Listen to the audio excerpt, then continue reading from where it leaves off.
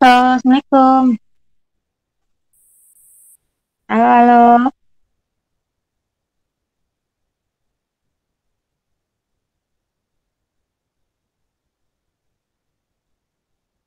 Salam. Insya Allah siap. Ya.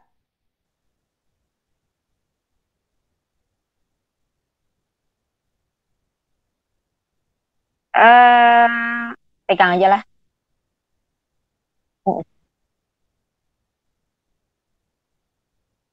Mm-mm. Oke, siap.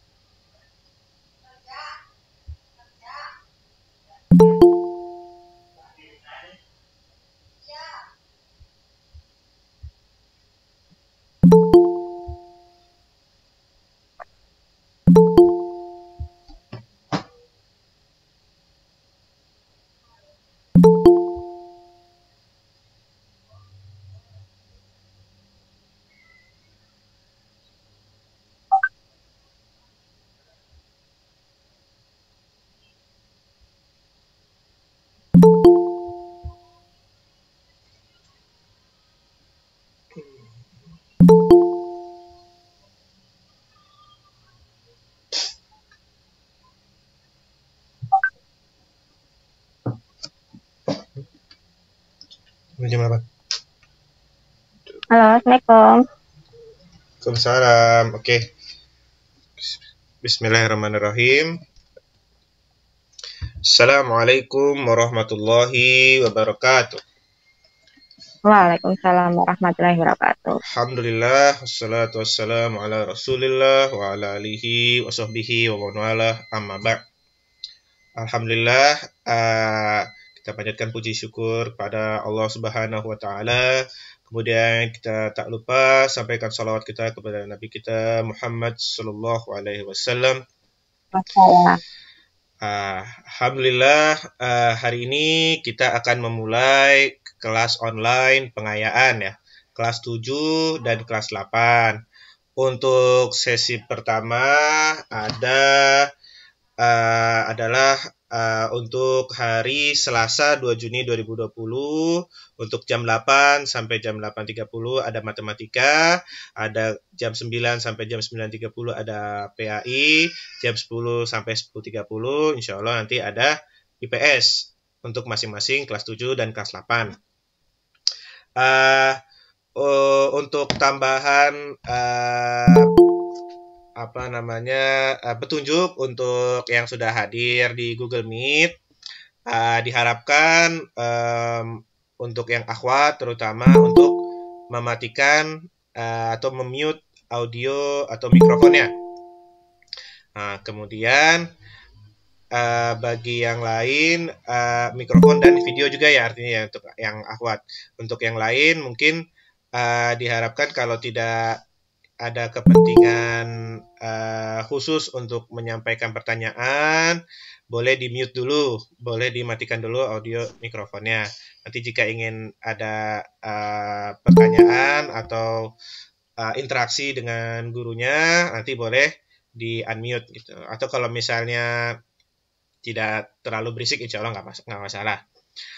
Sama satu lagi, tolong dicari untuk halaman profil gurunya, kemudian diklik pinnya ya, dipin, dikasih ya bentuknya gambar pin. Nanti biar video gurunya tidak terganggu oleh orang-orang yang lainnya, gitu ya. Oke, mungkin dari adminnya saya di sini Haridi Ilman Taufik untuk yang kelas 8, untuk yang kelas 7 insya Allah nanti dibantu oleh Akhina Jikra sekaligus mendengarkan presentasinya. Oke, mungkin dari kami sekian saja. Kita serahkan kembali kepada guru masing-masing. Terima kasih. Assalamualaikum warahmatullahi wabarakatuh. Waalaikumsalam warahmatullahi wabarakatuh. Terima kasih Pak Ridi. Assalamualaikum. Halo, Assalamualaikum. Lift keluar. Zoom. Assalamualaikum.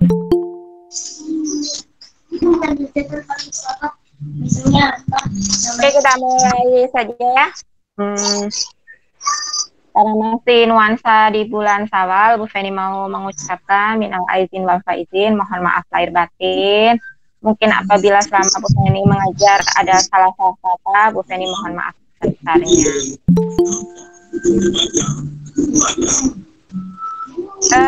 Untuk materi pengayaan hari ini mengacu ke kisi-kisi dan link pengayaan yang sudah Ibu kasihkan beberapa waktu yang lalu.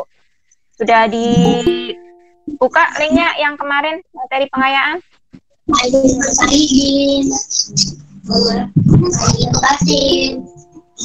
Iya, mohon maaf lahir batin.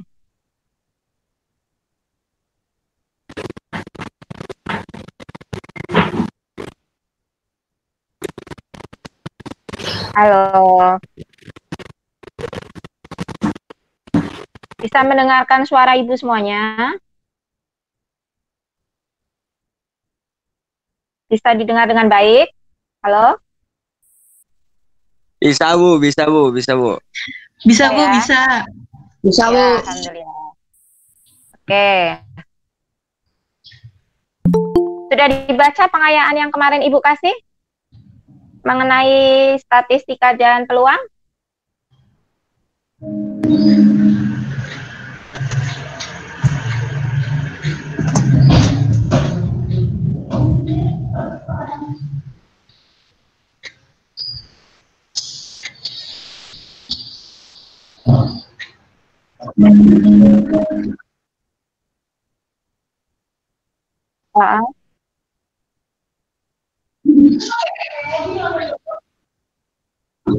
Oh iya, ya, siap. Oke, siap. Oke, kita lanjut aja untuk kisi-kisi besok PAT. Itu kita mulai dari kelas 8 semester 2. Yang pertama, bab 1 di semester 2 itu adalah teorema Pitagoras.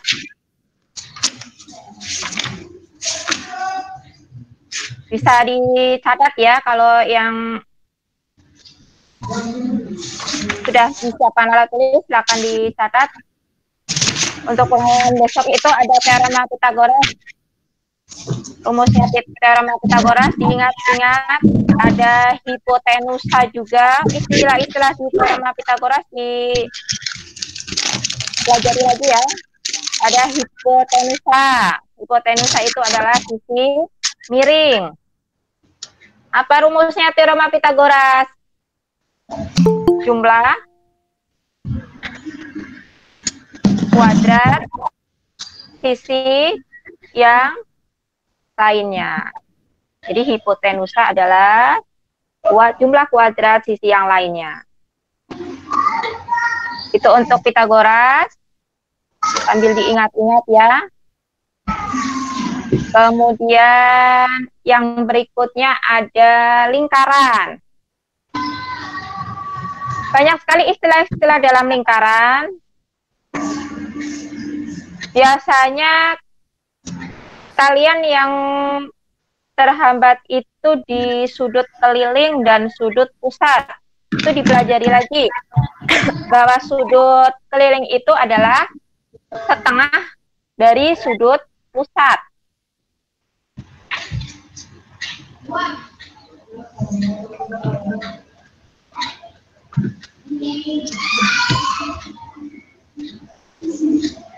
Kemudian ada keliling lingkaran. Rumus keliling lingkaran. Rumus luas lingkaran. Kemudian ada panjang busur. Buka lagi ya materinya ya. Ada panjang busur. Ada luas juring. Ada panjang garis singgung persekutuan luar, persekutuan dalam. Itu untuk lingkaran. Itu kata-kata kuncinya ya. Untuk lingkaran ada sudut pusat, sudut keliling. Ini yang ada musiknya tolong dimatikan dulu ya. Ada sudut pusat, ada sudut keliling, kemudian panjang busur, luas juring. Ingat-ingat juga keliling lingkaran, luas lingkaran, kemudian panjang garis singgung persekutuan luar, dan panjang garis singgung persekutuan dalam. Dibuka-buka lagi materinya.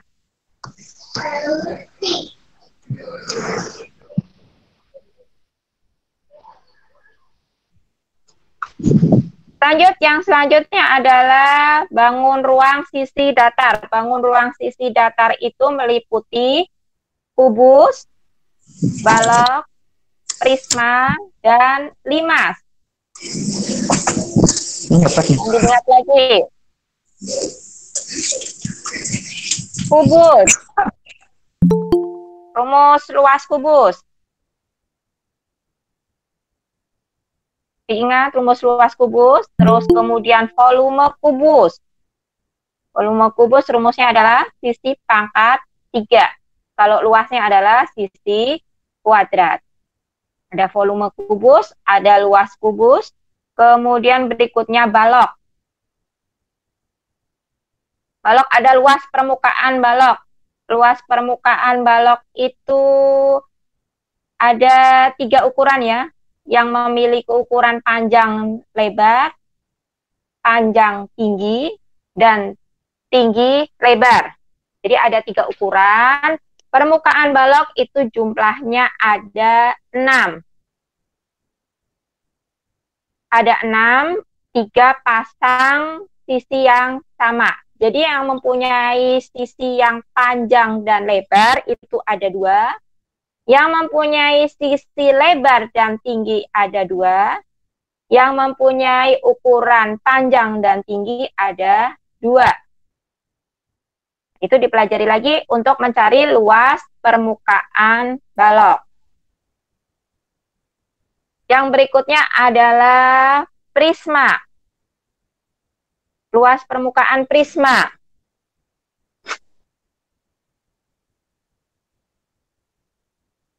Luas permukaan prisma, volume prisma, itu dibuka lagi, itu sudah Ibu terangkan. Kemudian sisi rusuk limas. Sisi rusuk limas itu menyesuaikan dari alasnya. Nama limas menyesuaikan dari alasnya. Kalau limasnya segitiga, maka namanya limas segitiga. Kalau alasnya segi 4, maka limas segi 4. Kalau alasnya segi 9, maka namanya limas segi 9. Untuk sisi, misalkan limas segitiga, itu mempunyai sisi alas 1, yang tegak itu menyesuaikan dari sisi alasnya. Sisi alasnya kan ada 3, karena sisinya segitiga. Jadi ada 3, maka sisi tegak dari limas itu ada 3. Jadi jumlah semua sisi limas itu adalah 3 ditambah 1 untuk yang alasnya. Jadi ada 4. Apabila limasnya segi 5, maka jumlah sisinya adalah yang berdiri tegak itu ada 5, alasnya 1, jadi 6.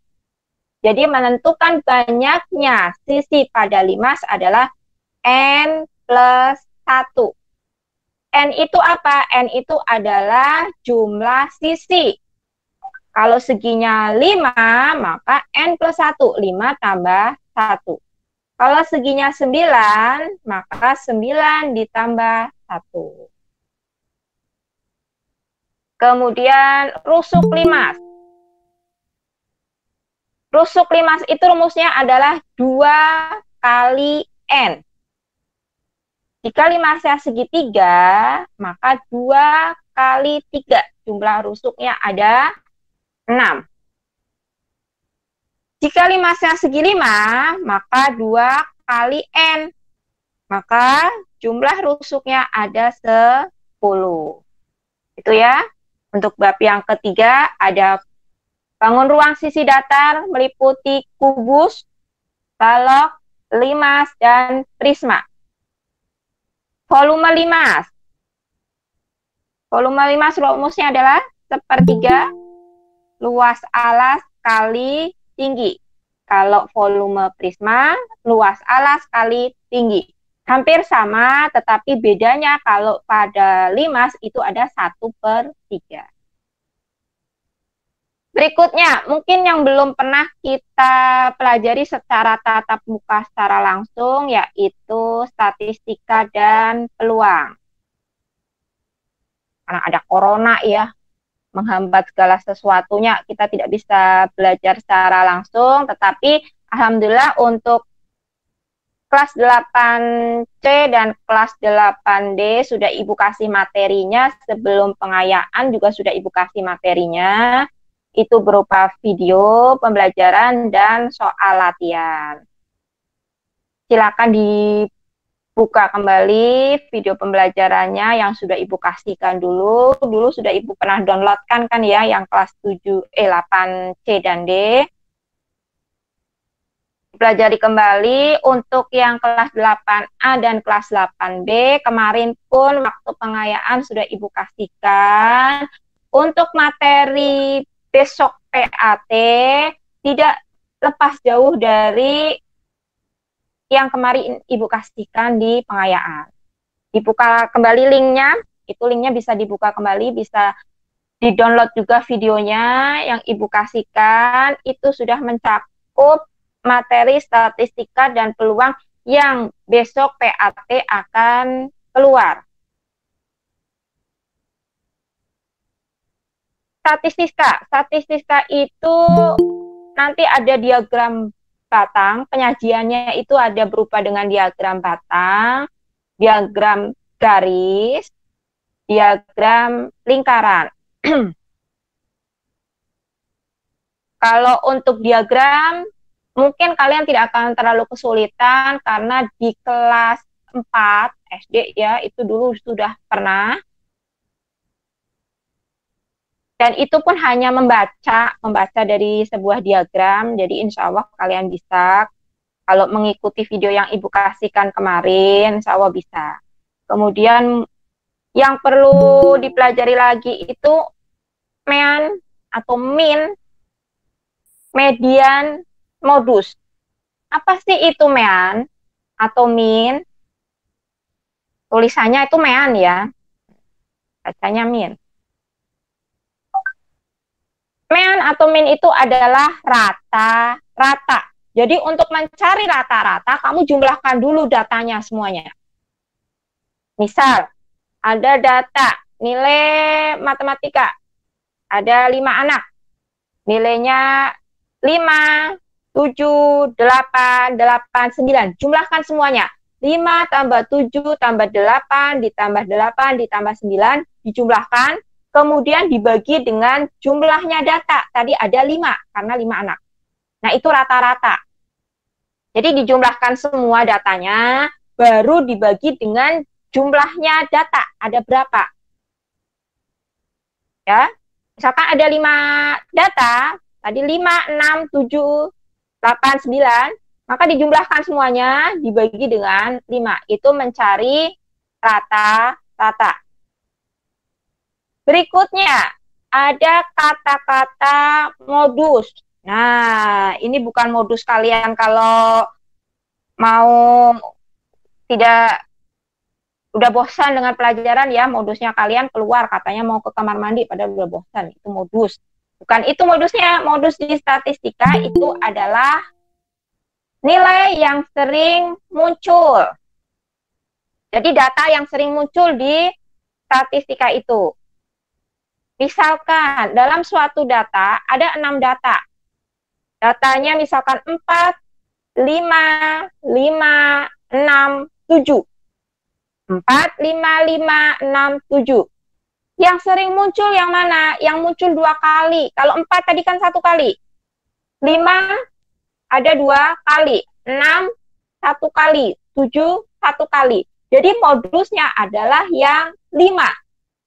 Karena dia muncul paling banyak, sebanyak 2 kali ya. Jadi modus adalah nilai yang sering muncul. Itu modusnya. Jadi kalau tadi 4, 5, 5, 6, 7, maka modusnya adalah 5. Karena munculnya 2 kali. Itu modus. Kemudian median. Median itu adalah nilai tengah. Nilai tengah, jadi tengah-tengah. Kalau datanya ganjil, data ganjil itu jumlah datanya misalkan 3, 5, 7, 9. Itu ya nilai-nilai ganjil ya. Jadi misalkan datanya ada 3. Angkanya 6, 7, 8. 6, 7, 8. Nilai yang tengah yang mana? Nilai yang tengah adalah nilai yang 7. Karena letaknya ada di tengah. Kalau misalkan datanya kok ada yang sama. 6, 6, 7. Nilai tengahnya mana? Pokoknya ada di tengah. 6, 6, 7. Jadi medianya atau nilai tengahnya 6. Karena letaknya di tengah. Jadi ada di tengah ya. Bagaimana kalau datanya genap? Nah, kalau datanya genap, misal 6, 7, 8, 9. 6, 7, 8, 9. Maka nilai tengahnya itu adalah data ketiga ditambah data kedua. Data kedua ditambah data ketiga dibagi 2. Jadi 6, 7, 8, 9, nilai tengahnya adalah data keduanya kan 7. Ditambah data ketiganya ada 8. Jadi 7 ditambah 8. Dibagi 2. 7 tambah 8, 15. Bagi 2. Jadi nilai tengahnya adalah 7,5. Itu median atau nilai tengah. Ya, tadi ada min, ada median, ada modus. Lanjut, yang berikutnya adalah tentang peluang. Peluang itu biasanya yang sering muncul adalah tentang pelemparan sebuah dadu, pelemparan mata uang. Kalau dadu, itu jumlah mata dadu ada 6. Jadi titik sampelnya ada 6. Mata 1, mata 2, mata 3, mata 4, mata 5, mata 6. Jadi titik sampelnya ada 6. Itu untuk mata dadu. Untuk dadu ya mata. Karena matanya ada 6, maka titik sampelnya ada 6. Itu kalau satu dadu. Kalau dadunya ada 2 bagaimana? Kalau dadunya ada 2, maka 6, tadi kan mata dadu 1 matanya ada 6. Kalau dadu 2 matanya adalah rumusnya N pangkat 2. Jadi 6 pangkat 2. 6 pangkat 2 berapa? 6 kali 6, 36. Itu ya. Itu kalau dadunya 2.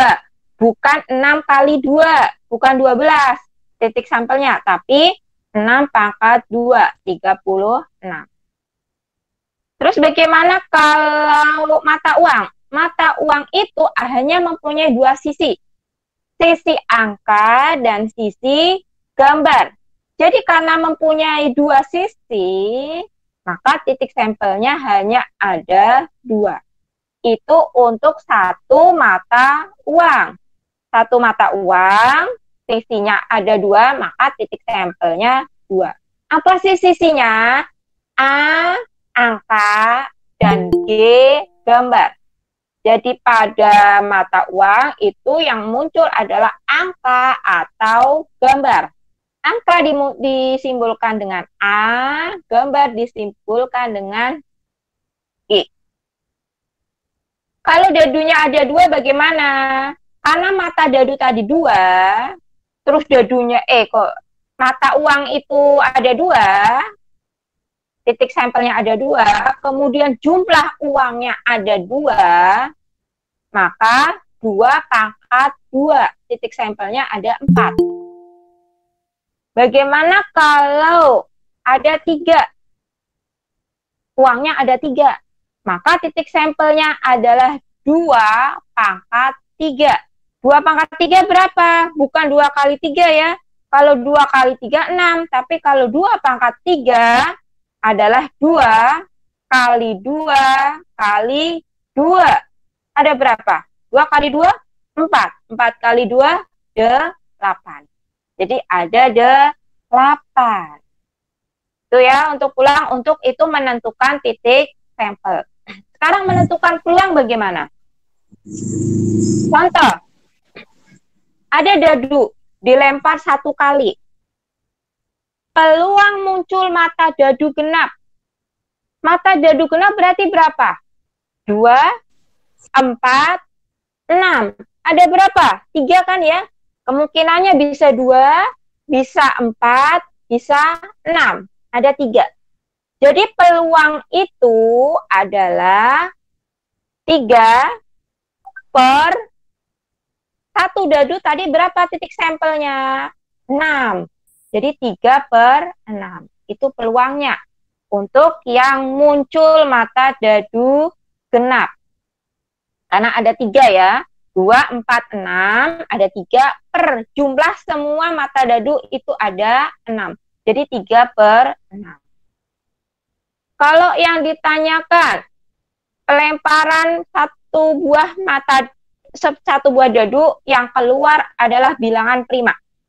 Bilangan prima itu apa saja? 2, 3, 5. Ada 3 juga. Maka peluangnya adalah 3 per 6.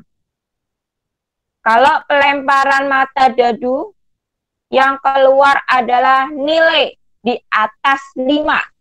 Nilai di atas 5 yang kemungkinan muncul hanya ada satu, yaitu angka 6. Maka peluangnya adalah 1/6. Itu ya untuk peluang ya. Itu saja dari Ibu. Tadi ada materi teorema Pitagoras. Diingat-ingat lagi istilahnya. Ada hipotenusa ya. Hipotenusa itu adalah sisi miring. Rumusnya diingat lagi ya. Kuadrat sisi miring adalah jumlah dari kuadrat sisi yang lainnya. Ingat. Kemudian ada lingkaran, keliling, luas lingkaran, panjang busur, luas juring, ada sudut pusat, ada sudut keliling. Sudut keliling adalah setengah kali sudut pusat. Selanjutnya ada panjang garis singgung persekutuan luar dan garis singgung persekutuan dalam. Kemudian ada bangun ruang sisi datar, balok, kubus, prisma 5. Kemudian ada statistika, diagram batang ya, diagram garis itu dipelajari, terus ada median, min, modus. Itu saja yang Ibu keluarkan, tidak banyak-banyak ya. Untuk jangkauan, kuartil itu kalau tidak disampaikan secara langsung mungkin susah, jadi cuma itu aja yang Ibu keluarkan, min, median, dan modus. Nah, itu untuk statistika. Kemudian untuk peluang, tadi yang Ibu contohkan, ada pelemparan dadu, pelemparan mata uang. Nah ya, itu saja dari Ibu untuk pengayaan hari ini. Meliputi kisi-kisi PAT besok, tidak jauh dari yang Ibu sampaikan hari ini, tinggal kalian ulang lagi. Untuk materi yang 4 bab sebelumnya sudah Ibu berikan semua, silakan diulang. Kalau yang statistika dan peluang, kemarin linknya sudah Ibu berikan, silakan dibuka lagi. Barangkali kemarin sudah ada yang mencatat sesuatu hal yang mungkin dianggap susah, silakan ditanyakan, dinyalakan audionya biar bisa berinteraksi. Yang mau bertanya, kalau bisa nyalainnya yang mau bertanya satu-satu ya, jangan semua. Silakan, ada yang mau ditanyakan?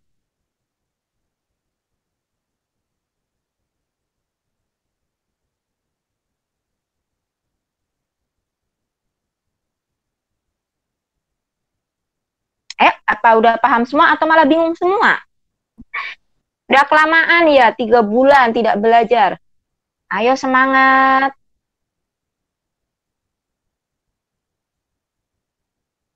Ada siapa saja ini pada masuk? Ayo, silakan. Ada yang mau bertanya? Kelas 8A, 8B?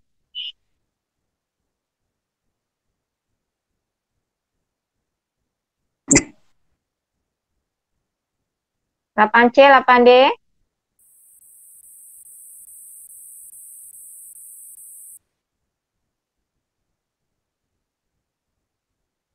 Halo? Sepertinya sudah paham semua atau bingung semua. Ibu jadi ikut bingung kalau kalian bingung. Assalamualaikum, Bu Feni. Iya, waalaikumsalam. Siapa ini? Ayu Wulandari. Enggak, Bu, ini Riri, Bu. Oh, Riri. Oh, Riri pakai nama siapa, Ri? Nama kakak ya, Ri? Saya mau nanya, Bu, peluang tuh gimana, Bu? Saya bingung, Bu. Saya nggak ngerti deh. Peluang itu nilainya yang jelas tidak 1. Jadi nilainya antara 0 sampai 1.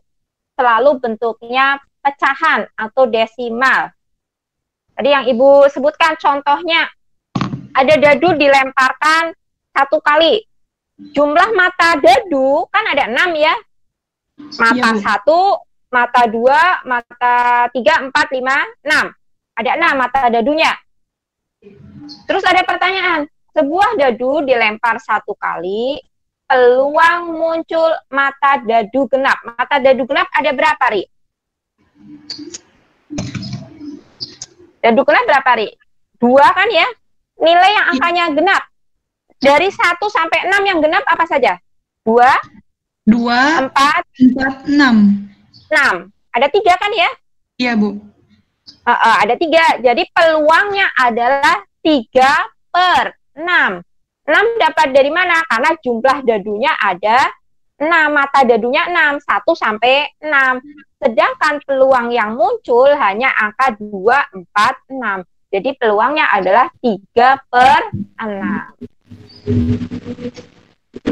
Gimana, Ri? Oh, iya, Bu. Ngerti, Bu.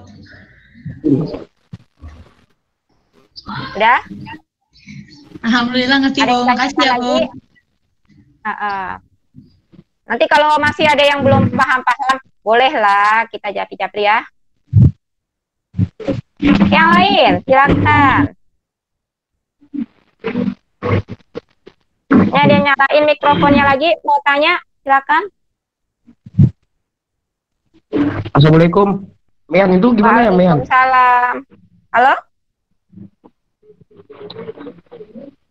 Saya Faiz. Faiz? Ya. Ya, mau tanya apa, Faiz? Untuk Mean, median tuh seperti apa ya? Mean itu rata-rata. Kalau median itu nilai tengah. Kalau modus itu yang sering muncul. Jadi kan Ibu udah terangkan ya. Mencari rata-rata itu semua datanya dijumlahkan. Misalkan angkanya 4, 5, 6. Ada 3 ya. Maka 4 tambah 5 tambah 6 dijumlahkan.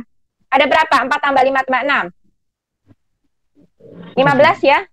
Ada 15 kan? Mencari rata-rata berarti 15 dibagi jumlahnya tadi ada berapa datanya? Ada 3 kan ya? Ya. Kan 4, 5, 6. Datanya ada 3. Benar nggak? Benar. Jadi 15 dibagi 3. Berapa rata-ratanya? 5. 15 bagi 3 berapa, Faiz? 5. Itu rata-rata. Kemudian untuk modus itu yang sering muncul.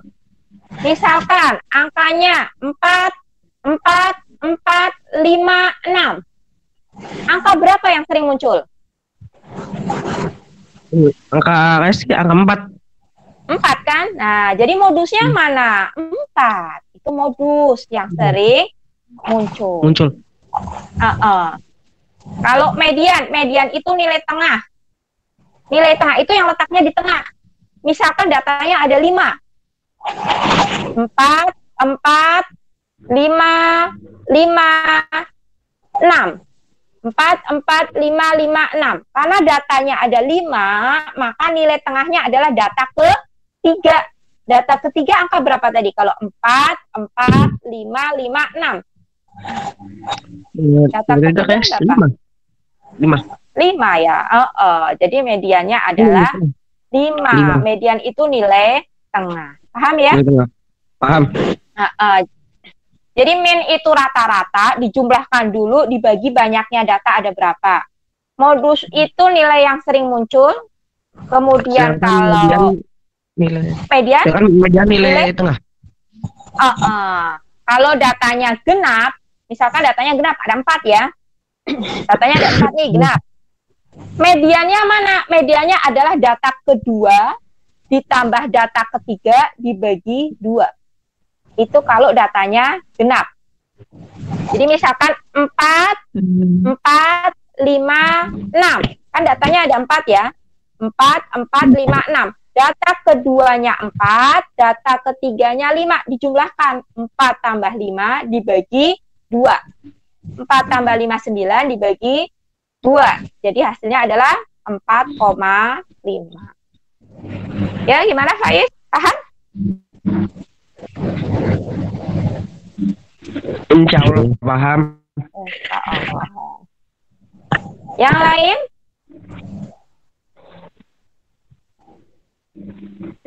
Tio.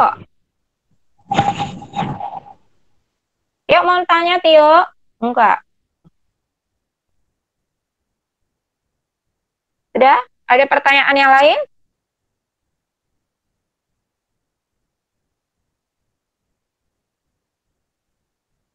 Waktunya sampai 8.30 ya.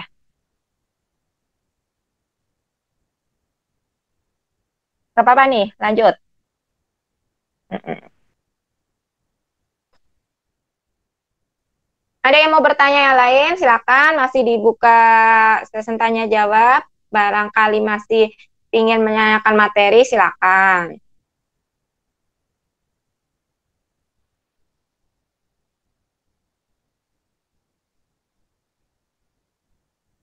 Tidak ada? Jika tidak ada yang mau bertanya, Ibu tutup. Halo? Sudah?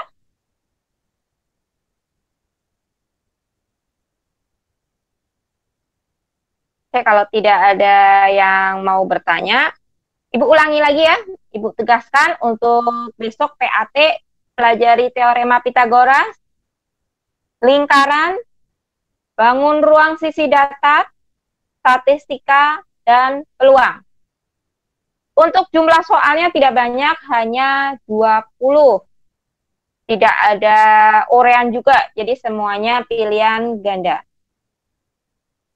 20 soal. Tadi 20 dibagi ada 5 ya, ada 5 materi. Jadi kira-kira satu babnya ada 4 atau 3 soal. Mungkin yang Ibu banyak keluarkan adalah materi yang bangun ruang sisi datar.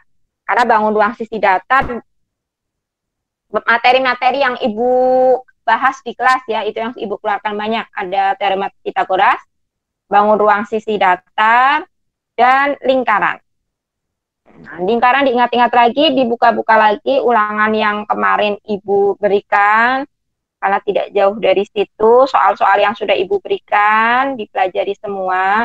Untuk statistika dan peluang, pelajari soal-soal kemarin yang ada di link pengayaan. Materinya juga di situ, di YouTube-nya ya. Kalau mau download silakan, dibuka lagi juga boleh. Kalau statistika dan peluang tidak terlalu mendalam, sebenarnya itu materinya luas sekali, statistika dan peluang, cuma Ibu ambil yang bagian depan saja. Kalau terlalu mendalam, waktunya sepertinya tidak cukup untuk menerangkan ya. Kita seharusnya itu memang bertatap muka, tapi karena ada suatu hal yang tidak bisa kita tatap muka, Ibu ambil materi itu sudah mencakup materi yang kalau ujian nasional keluar. Jadi Ibu buat soal pun tidak ambil yang berdasarkan Ibu mudah saja, tapi Ibu tetap lihat acuannya ke soal-soal ujian sekolah atau ujian nasional. Jadi untuk biasanya statistika itu saja yang sering keluar, tidak jauh dari situ.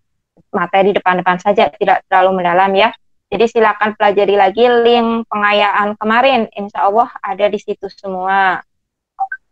Kalau tidak ada yang ditanyakan lagi, Ibu tutup ya. Mohon maaf jika Ibu ada salah-salah kata. Sekian dulu. Assalamualaikum warahmatullahi wabarakatuh. Ibu kembalikan kepada Pak Admin. Silakan Pak.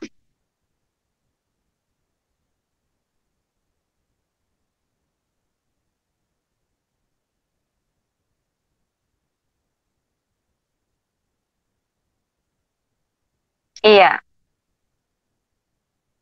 bisa dengan saya langsung. Ah, Sama-sama Pak. Oke, untuk yang lain, pemberitahuan yang lain, materi selanjutnya insya Allah disampaikan nanti jam 9. Jadi bagi yang ingin keluar, boleh keluar dulu, nanti masuk dengan link yang sama, atau bagi yang mau di sini, nggak apa-apa untuk mau ngobrol-ngobrol dengan lain. Oke, dengan demikian untuk sesi ini kita tutup dulu dengan kafaratul majelis. Subhanakallahumma wa bihamdika asyhadu an la ilaha illa anta astaghfiruka wa atubu ilaik. Assalamualaikum warahmatullahi wabarakatuh. Waalaikumsalam warahmatullahi wabarakatuh.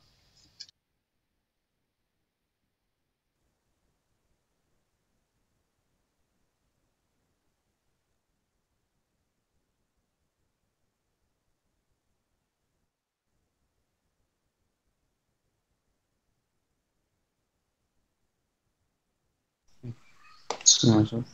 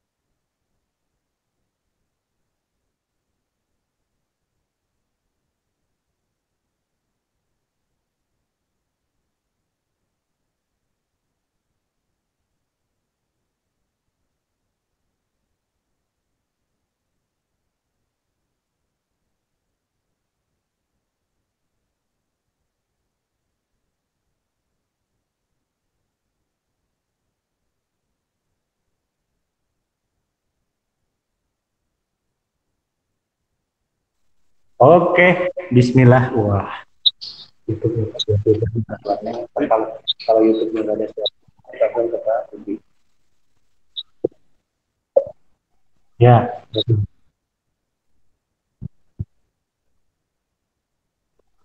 Waalaikumsalam warahmatullahi wabarakatuh.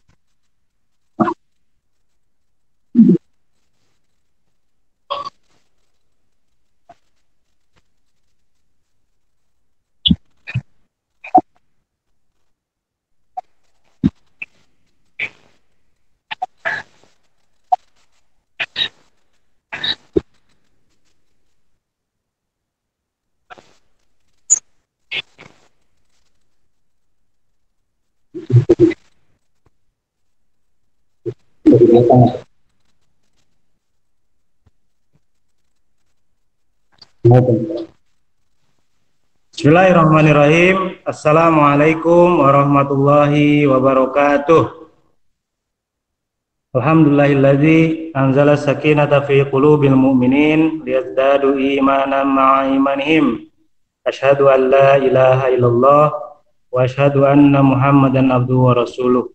Allahumma sholli ala Muhammad wa ala ali Muhammad.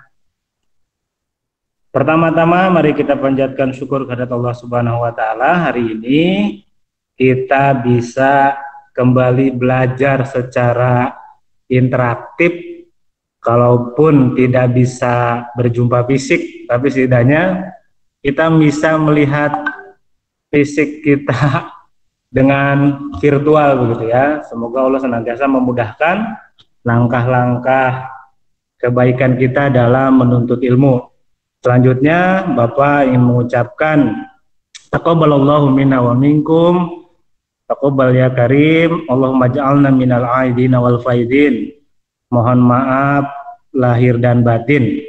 Mohon maaf jika banyak kesalahan, dan kita berdoa kepada Allah semoga amal ibadah kita diterima oleh Allah Subhanahu wa taala. Dan kita juga berdoa mudah-mudahan kita dipertemukan lagi dengan Ramadan pada tahun yang akan datang.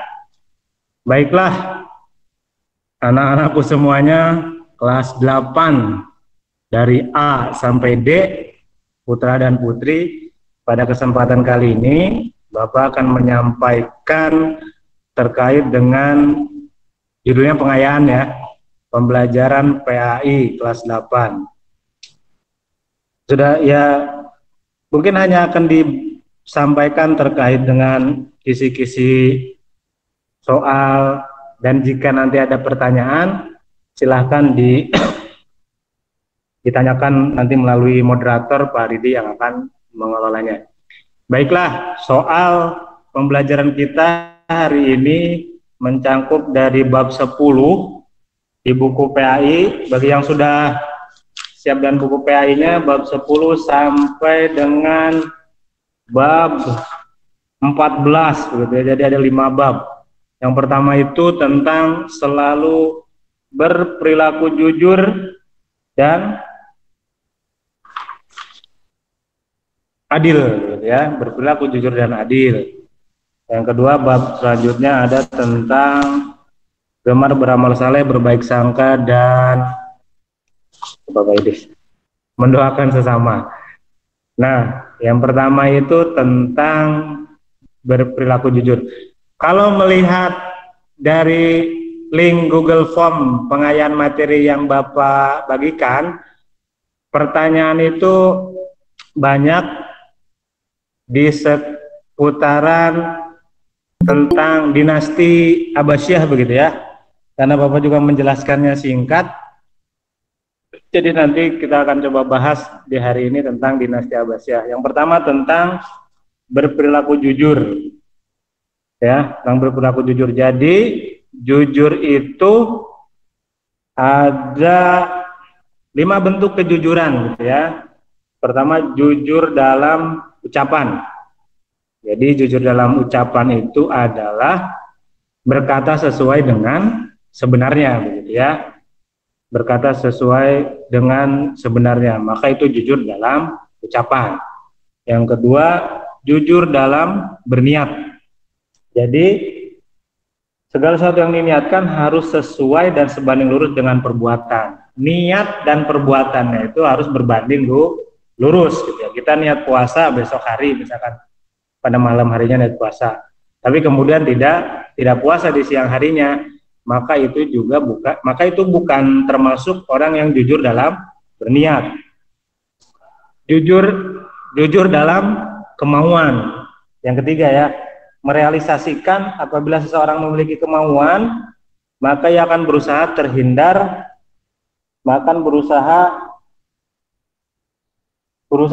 dari kesalahan-kesalahan. Artinya kalau punya kemauan, sebagai bentuk jujur dalam kemauan itu berusaha semaksimal mungkin agar halangan-halangan atau perbuatan-perbuatan yang sia-sia terhadap kemauannya itu dihindari. Itu jujur dalam kemauan.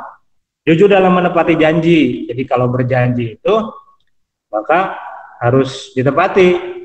Dalam hadis dikatakan itu ayatul munafiqina salasun wa idza. Jadi ketika dia berbicara dia berdusta. Nah, itu salah satu ciri orang munafik. Yang kedua, wa idza wa'ada akhlafa, jika dia berjanji maka tidak ditepati. Itu orang-orang munafik. Dan yang terakhir adalah ketika diberi amanat dia khianat. Jadi berbohong, tidak menepati janji itu bagian dari ciri-ciri orang munafik. Bahkan dalam ayat Al-Qur'an, innal munafiqina fi asfali minan nar, karena orang-orang munafik itu ditempatkan di neraka paling bawah. Dan terakhir, jujur dalam perbuatan. Jadi melakukan sesuatu, memperlihatkan sesuatu apa adanya, tidak membuat-buat, tidak menambah-nambah, tidak pakai topeng kalau bahasa anak sekarang gitu ya. Itu tentang bab jujur. Jadi jujur itu ya bagian dari kewajiban kita, keharusan dalam perbuatan kita. Nah, selanjutnya pada bab 11 itu tentang beramal saleh. beramal soleh gitu ya. Dalam surat Al-Asr, mungkin juga sudah hafal semuanya. Dalam ayat kedua, innal insana lafi khusr. Innal insana lafi khusrin illal ladzina amanu wa amilus solihat. Jadi sesungguhnya manusia itu dalam keadaan rugi kecuali orang-orang yang beramal soleh, kan kayak gitu. Jadi kalau kita tidak ingin disebut dengan orang yang rugi itu, maka perbanyaklah amal kebaikan, amal soleh. Menunjukkan kebaikan juga sudah menjadi kebaikan. Berkata jujur, sebagainya itu adalah perbuatan kebaikan.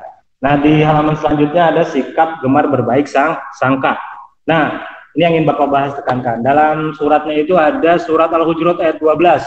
Ya ayyuhalladzina amanu ijtanibu katsiran minadh dhanni innal ba'dadh dhanni itsam wala tajassasu wala yaghtab ba'dukum ba'da ayuhibbu ahadukum ayyakula lahma akhihi maitan fakharitumuhu. Bapak garis bawah ya. Wala yaghtab ba'dukum ba'da ayuhibbu ahadukum ayyakula lahma akhihi, apa? Jadi orang yang menggunjing, menyebut temannya, menggunjing temannya, itu seperti memakan bangkai saudaranya. Dalam hal itu memakai saudaranya yang mati, begitu. Jadi bangkai, begitu ya. Nah, janganlah ke depan setelah ini kita tidak menggunjing lagi, menghina, mengejek dan lain sebagainya. Suudzon kepada teman. Selanjutnya ada hadis tentang hak muslim kepada muslim. Yang Bapak sampaikan itu adalah, ini yang Bapak sampaikan dari awal ini adalah kisi-kisi ya. Hakul muslim ala muslim sittun, gitu ya. Hak muslim kepada muslim itu ada 6. Qila mahuna ya Rasulullah, qala idza laqituhu fasallim alaihi. Jika bertemu dengan saudara kita semuslim, maka ucapkanlah salam. Jadi mengucapkan salam itu hak muslim kepada muslim. Dan menjawabnya wajib, gitu ya. Wa idza da'aka wajibhu, jika teman kita mengundang untuk syukuran dan lain sebagainya, misalkan khitanan dan sebagainya, maka selama bisa hadir, kita harus hadir, hak muslim kepada muslim. Wa idza stansohaka fansoh lahu, dan jika meminta nasihat, minta pendapat, sharing dan lain sebagainya, maka nasihatilah, gitu ya. Wa idza atasa fahamidallah, dan jika teman kita bersin kemudian mengucap alhamdulillah, maka kita jawab dengan yarhamukallah, gitu ya. Nanti yang bersin ya hadikumullah, kan begitu. Gitu ya. Terus wa idza marido fa'udhu, dan jika sakit maka jenguk. Wa idza mata fatbihu, dan jika ada yang meninggal kita ziarah. Sunnah ya, wajib, bukan Pak, sebagai hak muslim kepada muslim kita harus ziarah. Terkait dengan sakit, maka ada sebuah doa yang ada di buku itu, Allahumma rabbanan nas mudhibal ba'si asfi anta syafi la syifa ila anta syifaan la yughadiru saqaman. Jadi disunahkan ketika kita menjenguk orang sakit itu membaca doa yang ada di buku di halaman 178, silakan dihafalkan. Itu keluar di soal PAI. Ya, selanjutnya tentang sujud. Sujud itu ada 3. Sujud syukur, sujud syahwi, dan sujud tilawah. Pertama sujud syukur. Apa sujud syukur? Sujud syukur itu sujud yang dilakukan ketika kita mendapatkan kenikmatan yang berbeda dari biasanya. Misalkan saya contohkan para pemain bola, gitu ya. Muhammad Salah, pemain Liverpool, mencetak gol ke gawang Arsenal, ke gawang Chelsea, ke gawang MU, gitu ya. Kemudian beralih melakukan sujud. Sujud yang dilakukan oleh Muhammad Salah itu adalah sujud syukur, gitu ya. Atau ketika lulus ujian mendapatkan nilai tertinggi, gitu, kemudian kita sujud syukur, atau ikut lomba menang dan lain sebagainya, atau mendapatkan hadiah umroh, ada yang memberikan umroh, sujud syukur, itu sujud syukur. Yang kedua sujud syahwi. Sujud syahwi itu adalah ketika dalam sholat kita ragu atau ada lupa dalam beberapa gerakan sholat. Misalkan kita lupa rokaat, misalkan di sholat zuhur ini udah rakaat ketiga, keempat apa ketiga gitu ya. Nah, keraguan-raguan itu di keraguan-raguan itu kemudian di akhir sholat dilakukanlah sujud syahwi karena ragu-ragu. Yang terakhir sujud tilawah. Sujud tilawah itu adalah ketika kita mendengar atau membaca surat, membaca ayat-ayat sajdah. Dalam Al-Quran itu ada 15 tempat ayat sajdah. Salah satunya yang paling mungkin sudah kita hafal adalah surat Al-Alaq. Kalla la tuti'u wasjud waqtarib. Ketika mendengar atau membaca ayat itu, maka disunahkan oleh kita untuk bersujud gitu ya. Itu ya, nanti pertanyaan silakan di ini. Terakhir ya, sebelum lanjut lagi. Sebenarnya sih gampang. Tentang dinasti Abbasiyah. Jadi apa sih dinasti Abbasiyah itu? Jadi kepemimpinan Islam itu kan pertama dipimpin oleh Nabi Muhammad SAW. Kemudian Rasulullah meninggal, dilanjutkan ke Abu Bakar. Kemudian lanjut lagi ke Umar bin Khattab. Lanjut lagi ke mana? Ke Utsman, kemudian ke Ali. Nah, setelah Ali ini ada dinasti-dinasti. Yang pertama itu dinasti Muawiyah bin Abi Sufyan. Kemudian lanjut ke dinasti Abbasiyah. Yang mendirikan dinasti Abbasiyah yaitu Abu Shofah. Yang mendirikan dinasti Abbasiyah itu adalah Abul Abbas Ash-Shofah bin Muhammad bin Ali bin Abbas bin Abdullah bin Abbas bin Abdul Muthalib. Jadi Abbas bin Abdul Muthalib itu di pendiri dinasti Abbasiyah itu masih satu dengan Nabi, maksudnya masih satu ketemunya di Abdul Muthalib begitu ya. Jadi masih saudaraan lah, walaupun pendirinya jauh ke bawah gitu ya. Tapi masih nyambung bertemu dengan di kalau Nabi menyebutnya kakek ya Abdul Muthalib. Terus kalau Abbas ya mungkin buyut karena tinggi gitu ya. Nah itu. Nah, masa keemasan dinasti Abbasiyah itu ada pada zaman Khalifah Harun al-Rasyid. Jadi pada zaman inilah puncak-puncak kejayaannya. Ada tokoh-tokoh yang bisa dibaca lah oleh anak-anak semuanya karena waktu kita terbatas. Salah satu tokoh yang terkenal adalah Ibnu Rushd, Ibnu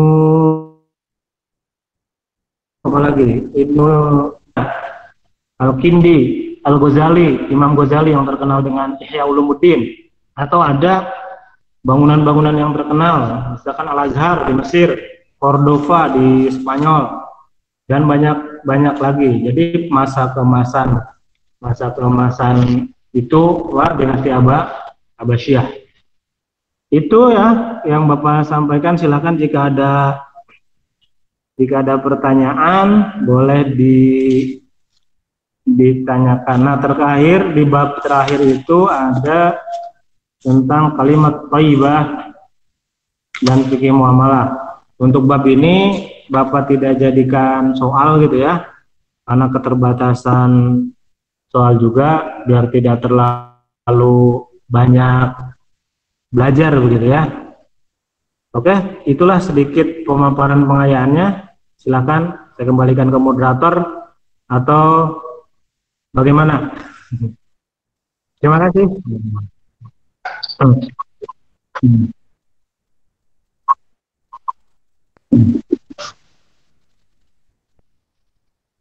Baik.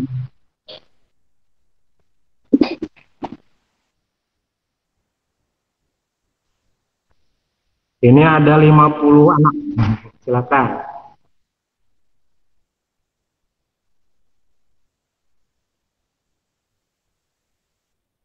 Silakan yang bertanya. Tadi yang ramai itu Adli, mana sih Adli?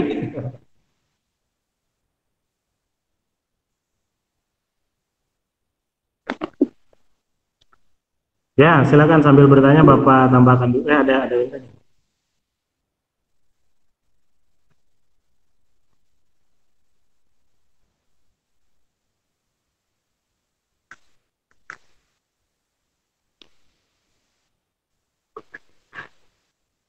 Ya, sambil menunggu yang bertanya ya. Jadi soal PAT itu nanti ada 20 soal. Semuanya pilihan ganda. Soal Bapak ambil dari bab 10 sampai bab 13 gitu ya. Jadi tidak terlalu berat lah supaya tidak tapi lancar. Tidak terlalu banyak beban gitu ya. Yang pasti Liverpool masuk soal. Enggak.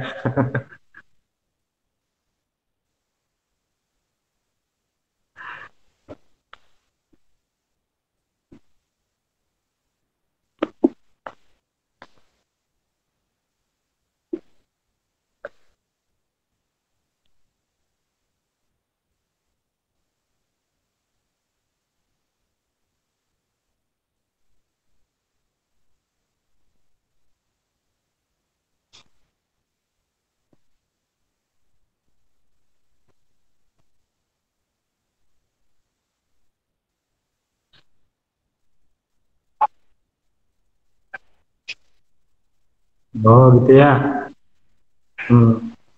Contoh-contoh pertanyaan. Oke. Oke.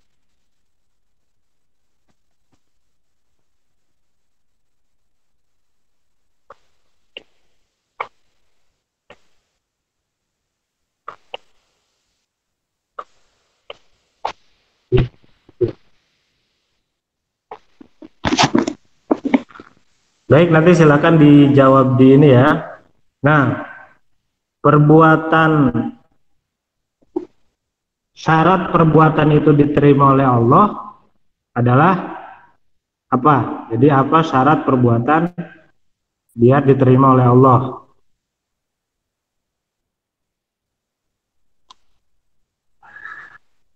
Ya, tuh ada yang menjawab betul. Jadi salah satu syarat agar amal soleh kita diterima oleh Allah adalah adanya keikhlasan, gitu ya. Ikhlas. Jadi ikhlas tidak mengharapkan sesuatu selain balasan dari Allah Subhanahu wa taala. Nah, lanjut dalam kaitannya dengan sujud sahwi. Kalau kita lupa kalau kita lupa misalkan lupa rokaat dalam sholat gitu ya, misal kira-kira apa yang harus dilakukan? Ya, selain sujud sahwi gitu. Kita misalkan berada pada rokaat ketiga. Misalkan kita berada pada rokaat ketiga. Kira-kira rokaat ketiga itu apa? Ya sujud sahwi betul. Nah, ada lagi yang mengatakan kalau keraguan-raguan itu kita cari yang paling aman itu adalah jangan rokaat, kita lupa tuh antara rokaat ketiga dan keempat. Ini ada rokaat ketiga apa keempat ya? Maka pilihnya adalah yang paling sedikit. Jadi pilih yang 3 begitu ya. Jadi kemudian baru ditambahkan dengan sujud sahwi di akhir sholat. Itu. Nah, ketika sang imam itu lupa misalkan pada salah satu sholat, misalkan lupa tidak tasyahud awal pada rakaat kedua, sang imam malah langsung berdiri. Yang harus dilakukan makmum apa? Itu ketuk punggungnya, batal ada. Ya betul, sebagian sudah. Ya, jadi ketika imam lupa itu siapa nih tuh ya?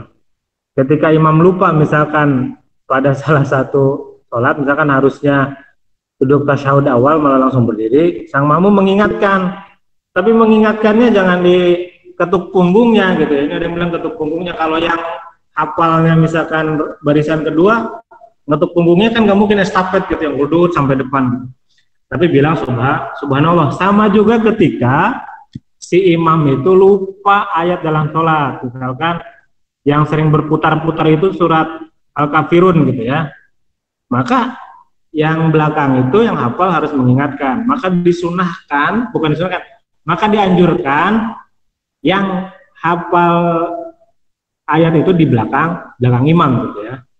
Jadi nanti mengingatkan tuh bacaan-bacaan imam ketika imam lupa begitu. Tapi sebaiknya yang jadi imam itu adalah yang paling bagus bacaannya dan paling banyak hafalannya kalau dalam sholat, yang ayat Al-Qur'annya dibaca dengan terang atau zahar. Ya, alhamdulillah udah pada hafal itu ya. Terakhir, siapa pendiri dinasti Abbasiyah? Yo. Ada yang baru masuk. Siapa pendiri dinasti Abbasiyah? Radit. Oh, Radit mah. Nomor Radit itu. Ada yang tahu? Silakan diketik. Keluar di soal tuh. Kalau nggak ada yang tahu, Bapak hapus soalnya. Ya, belum lahir.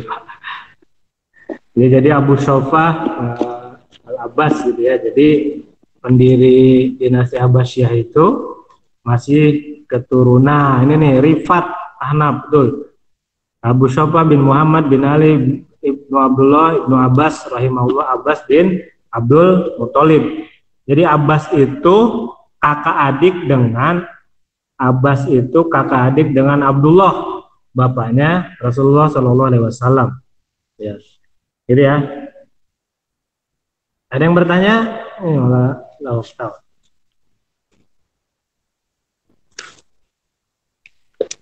Bacaan.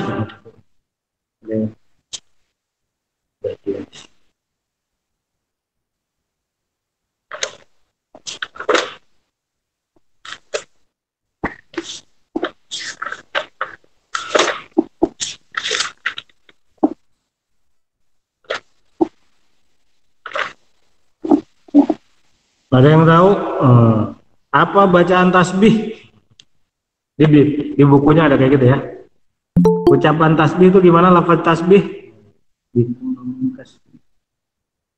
Nah, subhanallah. Takbir.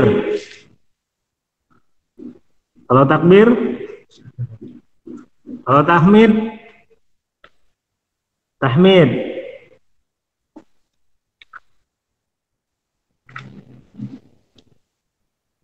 Nah, ya. Kalau tahlil, ada yang tahu tahlil? Tio, betul Tio. Wah, subhanallah Tio. Pak Haji juga betul. Nah, sebelum membaca Quran itu disunahkan membaca lafaz isti'adzah. Apa itu lafaz isti'adzah?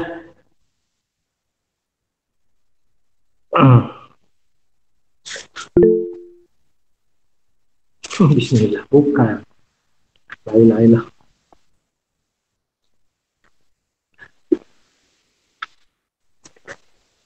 Gitu ya. Ya itu mungkin ya sudah penutup dari Bapak. Ini sebagai awal.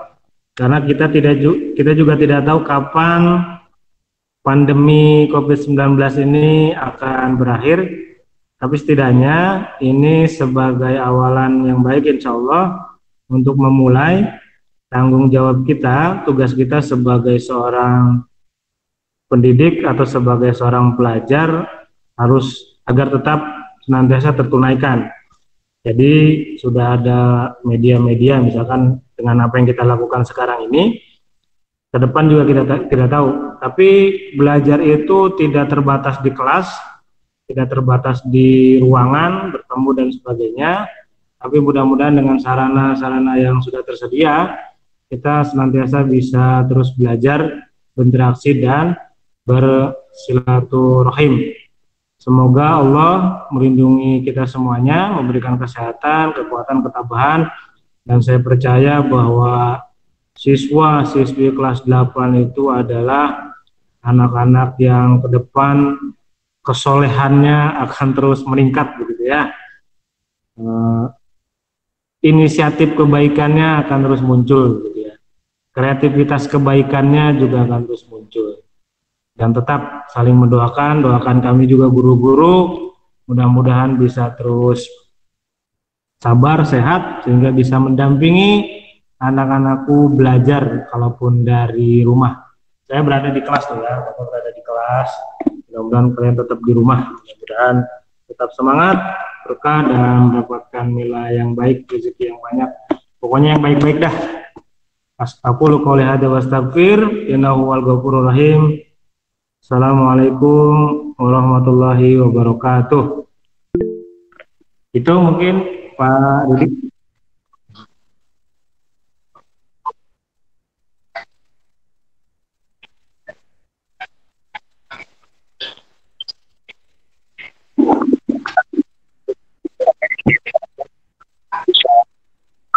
Iya, silakan.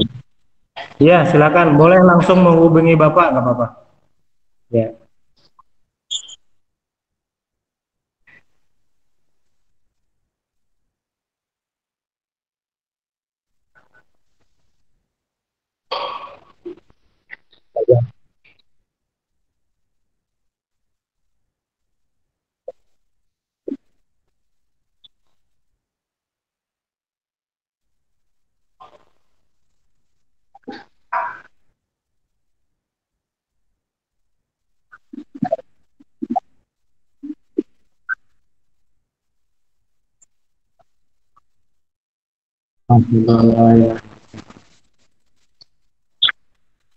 Waalaikumsalam warahmatullahi wabarakatuh. Iya.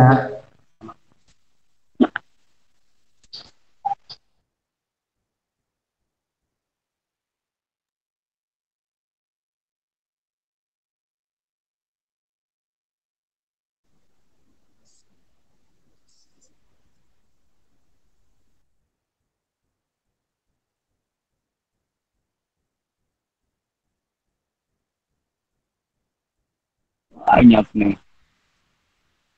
Pep, udah masuk belum, Pep?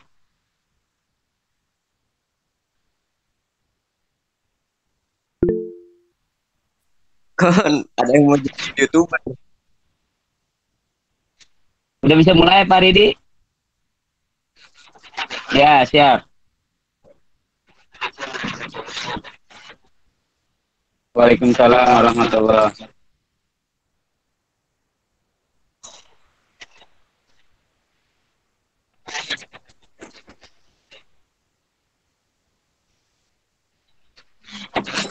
Ya, tuh.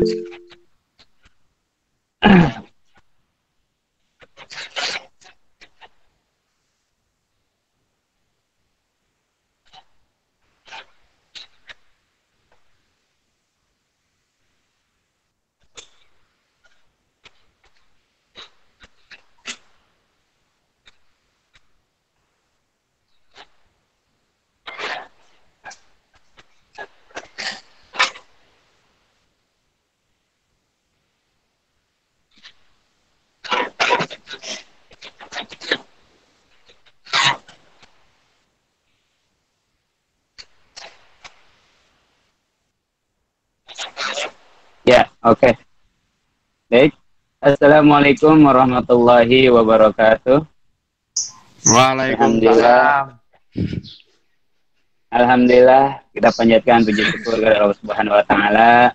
Kita bisa berjumpa walaupun di dunia maya. Selawat serta salam mari kita sembahkan kepada Nabi kita Nabi Muhammad sallallahu alaihi wasallam. Pada kesempatan yang berbahagia ini, sebelum Bapak mulai untuk materi pengayaan, izinkan Bapak untuk mengucapkan minal aidin wal faizin. Taqabbalallahu minna wa minkum, taqabbal ya karim. Mudah-mudahan dengan ucapan ini Bapak berniat memohon maaf kepada anak-anakku tercinta semuanya, baik yang ikhwan atau yang akhwat. Mohon maaf lahir dan batin, mungkin selama mengajar di semester 2 pasti ada baik itu yang disengaja ataupun yang tidak disengaja, dan Bapak pun sama-sama memaafkan kalian juga. Jadi kosong-kosong istilahnya. Baiklah, untuk mulai acara ini mari kita baca surat Al-Fatihah sebagai pembukaan. Mudah-mudahan acara Google Meet ini bisa berjalan dengan lancar. Al-Fatihah. A'udzubillahi minasyaitonirrajim. Bismillahirrahmanirrahim. Alhamdulillahirabbil alamin arrahmanirrahim maliki yaumiddin. Iyyaka na'budu wa iyyaka nasta'in. Ihdinas siratal mustaqim. Siratal ladzina an'amta 'alaihim ghairil maghdubi 'alaihim waladdallin. Amin. Baik, untuk pengayaan kali ini berkaitan dengan soal PAT yang akan insya Allah akan kita laksanakan mulai tanggal 8. Jadi ujiannya pun online juga. Di sini dites kejujuran kalian, ya. Jangan nyontek-nyontek, kerjasama apalagi. Bapak percaya kalian anak yang jujur-jujur. Amin. Ya, untuk materi yang akan dibahas pada kesempatan kali ini itu ada 2 bab. Bab 3 dan bab 4, yaitu tentang pelaku ekonomi, beserta yang terakhir tentang masa kebangkitan nasional. Ya, jadi mulai zaman penjajahan lalu muncul kebangkitan berupa adanya pendidikan atau organisasi seperti Budi Utomo. Yang pertama yaitu tentang pelaku ekonomi. Nah, bab pertama ini pelaku ekonomi yang akan ditanyakan nanti yaitu ya seperti apa itu pengertian mulai dari pelaku ekonomi itu apa, dan pelaku ekonomi itu siapa saja, ya, baik itu nanti yang pemerintah, produsen, atau rumah tangga keluarga, dan satu lagi yaitu rumah tangga luar negeri. Jadi di sini di soal nanti PAT itu ada 20 pertanyaan, bab 3 10, bab 4 10 juga. Jadi dibagi 2. Rangkuman yang Bapak kasih ke YouTube itu sudah mencakup hampir 90% dari materi yang akan dipertanyakan di soal PAT. Kuncinya, kalian pelajari bab 3 dan bab 4. Rangkuman masih hanya sedikit, tapi ada hal-hal yang kalian pelajari mungkin bisa ditanyakan di kesempatan kali ini. Yang pertama, kalian harus mengerti tentang pengertian tentang apa itu permintaan, apa itu penawaran. Nah, jadi permintaan itu apa, penawaran itu apa, kalian harus paham tentang pengertian tersebut. Lalu pelaku ekonomi, apa sih yang disebut dengan pelaku ekonomi? Ya, pelaku ekonomi itu apa? Dan ada beberapa pelaku ekonomi. Yang salah satunya ada yaitu rumah tangga keluarga atau konsumen, rumah tangga produsen, rumah tangga pemerintah, dan terakhir rumah tangga luar negeri. Ya, itu nanti kalian pun harus paham pelaku rumah tangga konsumen itu apa pengertiannya, pelaku rumah tangga produksi itu apa, pemerintah itu apa, dan pelaku rumah tangga luar negeri pun seperti apa. Lanjut. Nah, setelah kalian mempelajari apa itu permintaan, lalu penawaran, maka di situ kalian akan mengetahui bahwa pihak-pihak sebagai konsumen itu selaku mempunyai 2 pekerjaan atau 2 fungsi. Yang pertama, selaku konsumen itu berarti membeli, satu lagi pemasok kegiatan produksi. Contohnya, jadi pekerja di suatu pabrik berarti kita sebagai pemasok. Lalu menyiapkan atau ikut serta dalam bisnis atau menyewakan tempat, atau juga bisa menjadi donatur atau pemegang saham. Itu salah satu fungsi dari rumah tangga konsumen. Yang tidak kalah pentingnya yaitu rumah tangga pemerintah. Nah, rumah tangga pemerintah ini ada fungsi-fungsi yang bisa dilakukan oleh pemerintah. Ya, kalian pelajari di situ sebagai fungsi regulator atau mengatur, ya, selain untuk sebagai konsumen juga, tapi punya regulator mengatur supaya penyediaan barang atau jasa merata dan tidak terjadi monopoli oleh pihak-pihak tertentu. Baik, selanjutnya yaitu kita lanjut setelah dari rumah tangga perusahaan, rumah tangga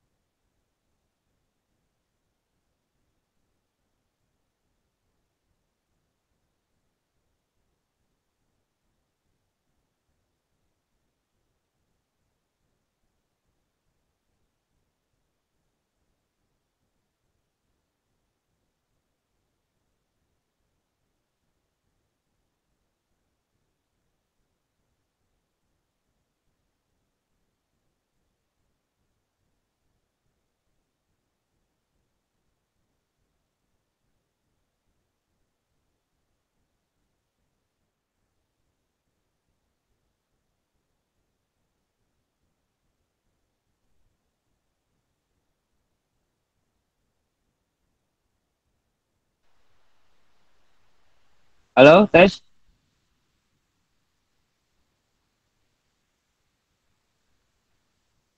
Ya, kembali maaf terputus tadi sempat habis.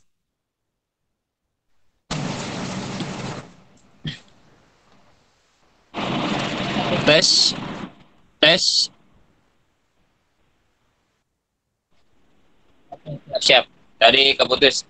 Baik, lanjutnya yaitu tentang perdagangan antar daerah atau perdagangan antar pulau dan perdagangan luar negeri atau ekspor impor.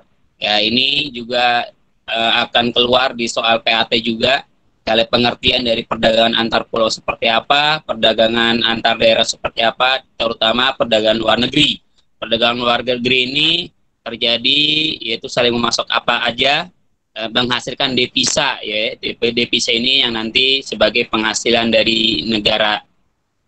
Baik, lanjut ke dari cukup tadi untuk bab 3, jadi tentang pelaku ekonomi secara jelas, kalian bisa pelajari lagi nanti ditanyakan.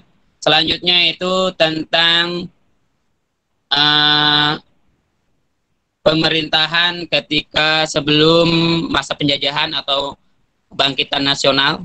Yang akan dibahas yaitu pertama, kenapa terjadinya penjajahan oleh bangsa Eropa ke Indonesia, ke Nusantara, yang terkenal dengan 3G atau Gold, Glory, dan Gospel, yaitu untuk mencari emas, untuk penyebaran agama Kristen terutama. Yang selanjutnya yaitu untuk cari penjajahan atau wilayah jajahan.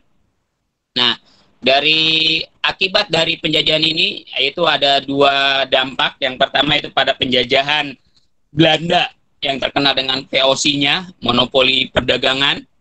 Lalu pada penjajahan Jepang. Nah, di waktu penjajahan Belanda ada 2 kejadian yang sangat menderita rakyat. Yang pertama yaitu tentang kultur stelsel, ya, tanam paksa. Satu lagi yaitu tentang membayar pajak, yaitu tanah milik keluarga, tetapi harus bayar pajak kepada negara. Yang mana tanam paksa ini yang di latar belakangi oleh sistem sewa tanah ini pada masa pemerintahan Raffles. Nah, kalian harus paham pada masa pemerintahan siapa aja terjadinya, yaitu untuk tanah, menyewa tanah harus bayar tanah. Lalu pada masa tanam paksa itu pada masa siapa? Nah, itu kalian harus pahami juga. Selanjutnya yaitu pelaksanaan politik etis. Ya, politik etis ini yang melatar belakangi oleh Van de Venter, ya, seorang warga Belanda yang simpati kepada bangsa kita. Ini dia mengajukan bahwa bangsa Belanda ini banyak berhutang kepada Indonesia, maka salah satunya harus melalui politik etis ini balas jasa. Salah satunya itu memberikan pendidikan. Dan berikutnya yaitu ada irigasi. Nah, dari mulai politik etis inilah kaum pelajar Indonesia mulai menumbuhkan rasa kebangkitan nasional dengan mendirikan organisasi-organisasi nasional. Salah satu lagi yang harus kalian pahami yaitu tentang kenapa pada masa jajahan Belanda dan Jepang kita selalu kalah, dan bedanya dengan kebangkitan nasional. Yang pertama yaitu pada perjuangan atau perlawanan pada masa Belanda kebanyakan masih tergantung kepada seorang pemimpin. Jadi kita lihat Pangeran Diponegoro, ketika Pangeran Diponegoro ditahan, maka perlawanan selesai. Cut Nyak-Dien, ketika Cut Nyak-Dien ditangkap, pembelajaran atau perlawanan pun selesai. Hampir semua perlawanan bangsa Indonesia waktu itu masih kedaerahan, belum bersatu. Nah, inilah yang menyebabkan kenapa perlawanan kita atau perjuangan bangsa Indonesia pada waktu itu belum bisa berhasil. Pertama, terlalu tergantung kepada seorang pemimpin. Ketika tidak ada pemimpin atau pemimpin yang tertangkap, maka selesailah perjuangan tersebut. Beda dengan zaman kebangkitan nasional, di mana ketika pemimpin itu ditangkap, masih ada perlawanan-perlawanan. Sistem yang sudah berjalan dengan baik. Salah satunya ketika Presiden Soekarno pun ditahan oleh Belanda, tetap kita masih bisa berjuang. Jadi itulah bedanya antara perjuangan masa lalu sebelum terjadinya kebangkitan nasional terletak pada pemimpin. Ya, selanjutnya yang terakhir dari tadi yaitu tentang Syarikat Islam, perdagangan pada masa itu yang kalian pelajarin juga. Perlawanan rakyat seperti Perang Padri, Perang Diponegoro, Perang Banjar, nah itu pun dipelajarin juga. Jadi ya saya katakan seperti itu tadi, masih tergantung pada seorang pemimpin. Nah, karakteristik perjuangan bangsa Indonesia sebelum abad ke-19. Ya ini karakteristiknya salah satunya tadi masih bersifat kedaerahan. Itu karakteristik perjuangan sebelum abad ke-19. Lalu perlawanan pada masa Jepang. Nah, pada masa Jepang ini pun sama, ada seperti kultur stelsel tapi bentuknya itu romusa. Jepang walaupun hanya 3,5 tahun, tetapi dampak efek penderitaannya sangat-sangat terasa, terutama dengan model romusanya, yaitu kerja paksanya, sangat luar biasa ya. Dan lalu jangan lupa tentang Sumpah Pemuda. Nah, Sumpah Pemuda ini kapan, peristiwanya apa saja yang terjadi pada Sumpah Pemuda tersebut. Nah, kalian pelajari dengan baik ya Sumpah Pemuda, tokoh-tokohnya siapa dan hasil keputusannya seperti apa. Nah, itu bisa kalian pelajari. Dan terakhir, kenapa Jepang bisa menjajah Indonesia? Ya, karena Jepang pada waktu itu memanfaatkan Perang Pasifik, di mana Jepang berhasil mengalahkan Eropa, ya akhirnya butuh bantuan, kekurangan tenaga atau kekurangan tentara, maka datanglah Jepang dengan semboyannya Nippon ya sebagai penerang Asia seperti itu. Dan itu saja untuk materi yang dilakukan penyampaian ini. Kita lanjutkan dengan sesi tanya jawab ya. Terima kasih. Wassalamualaikum warahmatullahi wabarakatuh. Lanjutnya Pak Ridi, silakan Pak Ridi untuk sesi tanya jawab.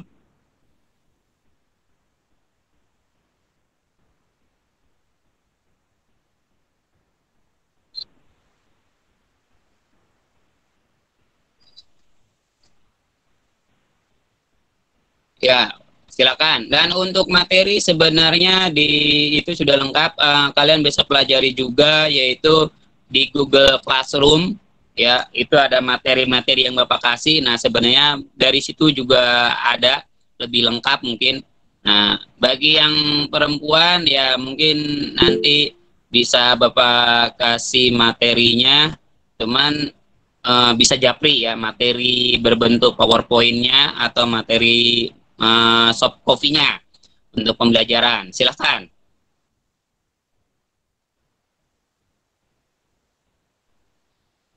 Untuk 8A, ya Bapak bahas 4 sesi 8A atau 8B yang akhwat.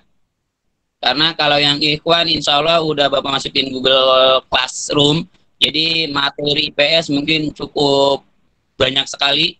Karena di situ setiap ada materi lalu ada pertanyaan atau kuesioner atau kuis. Nah, sedangkan untuk 8A, 8C, 8D karena bukan Bapak yang mengampu atau Bu Eza, Bapak kurang tahu juga, mungkin kalau ada materinya untuk mempersamakan persepsi, silakan bagi 8C, 8D untuk bertanya.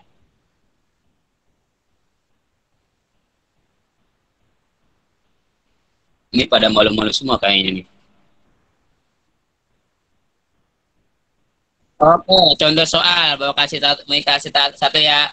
Contohnya, perjuangan kemerdekaan Indonesia ditandai dengan era kebangkitan nasional. Kebangkitan nasional yang dimaksud adalah, jadi pertanyaannya salah satunya seperti itu. Dinyanyikan lagu Indonesia Raya kah, kesadaran untuk membentuk pergerakan nasional, munculnya organisasi kedaerahan, atau perang melawan penjajah? Perjuangan kemerdekaan Indonesia ditandai dengan era kebangkitan nasional.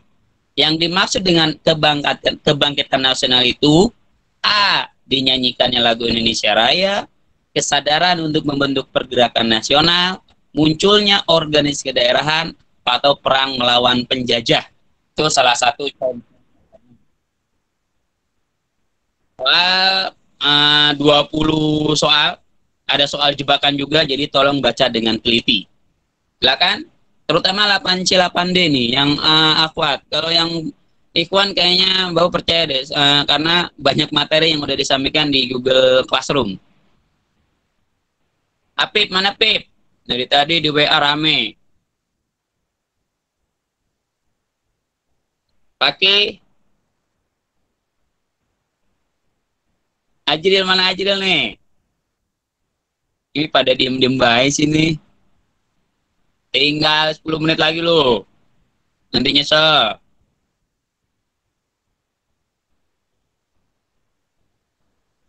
Nuril, biasanya Nuril, mana Nuril? Atau Rahma? Apaan, Pak? Hah? Mana Sukma? Arianti. Ayo. Radit Pak, Radit.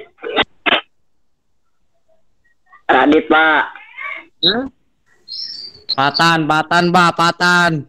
Ulangan sampai beberapa baik Pak. Apanya? Ulangannya. Ulangan. Apip, Pak, Apip. Bab 4. Ah, Loh. Udah cuma 2 bab aja. beberapa. Bab 3, bab 4. PG kan? PG. Ah, stop. Pulsa nggak nambah. Pulsa internet, Pak. Kan udah Kok. Ngaco. ya. Masa pulsa telepon? Ya tinggal dipaketin, tambahin. Oh, siap. Nih bapaknya apa mana nih? Ridwan, mana Ridwan? Ini nggak suaranya 8A. Tambah lagi, Pak, Pahit. pulsanya. Patan Pahit. nongkrong Patan nongkrong. Sepi Pak, lockdown. Oh, nggak ada lockdown. Oh ya, tarik yang satunya ya, bapak tanya nih. Nih kalau kalian menjawab, pokoknya bisa nih. Yaitu kultur stelsel pada siapa, zaman gubernur siapa tuh kultur stelsel? Gak tahu Pak, gak tahu. Nggak tahu. Kultur Anies, Pak. stelsel. Gubernur siapa penerapan kultur stelsel itu? Zaman dulu Pak, zaman dulu. Jangan dulu. Gubernurnya siapa? Anies Baswedan, Pak. Nah, itu gubernur DKI. Ilham Terus? Sudiono Pak. Ya. Jadi itu kalian pahamin dulu. Jadi ada politik etis, lalu yaitu terus tanam paksa pada gubernurnya siapa, terus sewa tanah itu siapa pencetusnya untuk itu tanah-tanah kita tapi kita suruh menyewa. Nah, ya. Untuk pelaku ekonomi, pahami pelaku ekonomi ada 4 tuh pasti keluar pelaku ekonomi. Itu kultur gubernur, Pak. Ya, gubernurnya zaman Jenderal Johannes, Pak. ah Jenderal Johannes van der Bos. nah iya terus Nah, pinter kan saya? Lihat Google. Lihat buku, Agak lihat nih, buku. Google. Woi, jawab.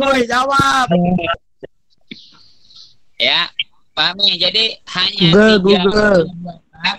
Jadi bab 3 10 pertanyaan, bab 4 10 pertanyaan.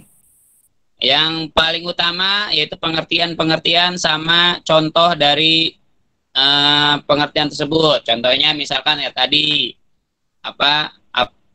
misalkan pelaku ekonomi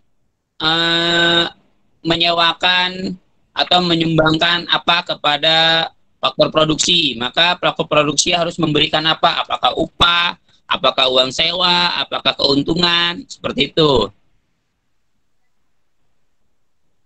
Next. Ini suara yang akhwat nggak ada nih. Maaf, Pak, cowok semua, Pak.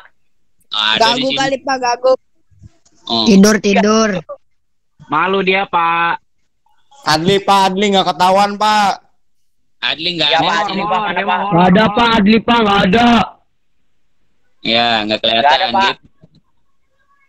Molor. Aldair mana Aldair nih? Ya, apalagi Alzair, Pak. Dia mau tidur, Pak, tidur. Eskepal, Pak, eskepal. Mudah banget. Saya mudah-mudahan. Mohon perhatiannya untuk yang ikut ini, tolong nanti kasih tahu temennya, nanti bisa ada link YouTube-nya, nanti Pak Ridi ngasih link YouTube-nya, bisa nonton secara offline. Saya yang mogok, Pak. Ada bayarannya nggak? Dengan ikut Google Meet ini sudah tahu gambaran seperti apa soal-soal ketika PAT nanti. Ingat waktunya cuma 60 menit dan hanya sekali masuk. Ya, ketika kalian keluar maka nggak bisa masuk lagi. Iya, Berapa, Pak? Siap. Tanggal berapa, Pak? Santai, Brandly ada, Brandly. Ya, nggak boleh berhenti. Nasi uduk, Pak, nasi uduk. Aku baca Google. Ada Brandly, Brandly. Brandly. Grup WA on. Brandly. Biasa grup WA jangan on. Terus nih CCTV-nya. Saya Nasi uduk. perhatian untuk Fidel. untuk IPS jam 8 sampai jam 9. Balik, gandeng. Ya, jangan lupa pilih kelasnya sesuai kelasnya karena nanti masuk ke base-nya itu sesuai kelas masing-masing. Ya, kalau nggak diisi Masuk kelasnya 8C. Pak masuk Baik. sekolah kapan, Pak?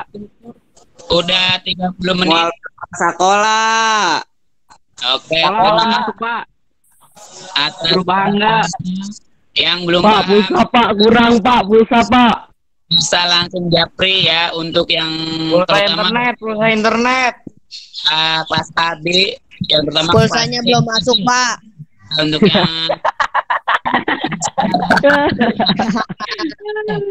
untuk nomor handphone tanya temennya loh atau bisa masuk di IG Bapak. Pak Ridi mungkin Ya, cukup sekian dari saya. Terima kasih. Wassalamualaikum warahmatullahi wabarakatuh. Bubar. Waalaikumsalam warahmatullahi wabarakatuh. Internet. Ya, siap. Ya Pak.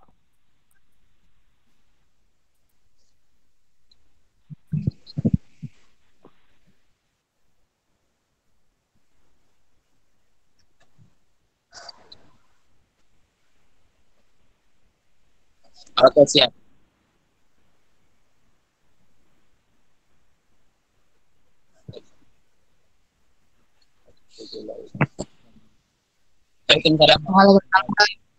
Waalaikumsalam warahmatullahi wabarakatuh. Kuota internet. Kuota. Pak. Kuota. Ya, bubar. Pulsa. Roy bubar. Pulsa belum masuk. Uni. Bubar. Une. Uni. Une.